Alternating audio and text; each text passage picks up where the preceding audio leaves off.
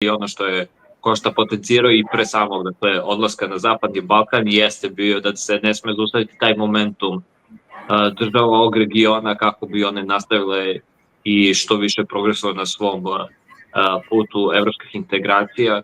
Tako da sa te strane i identična poruka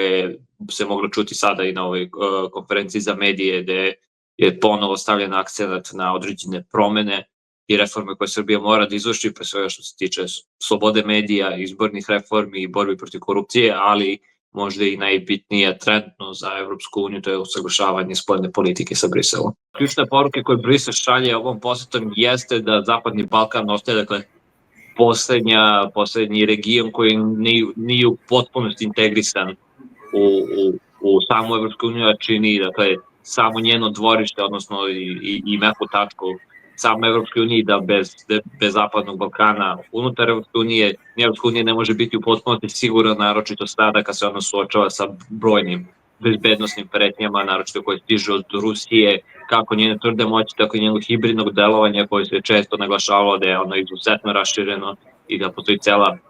mreža proruskih dezinformacija koja hara jednostavno našim regionom, tako da sa te strane i mislim da ćemo vidjeti na samitu u Tirani da će bezbednost biti na prvom mestu i koju ulogu tu igraju zapadno-balkanske države.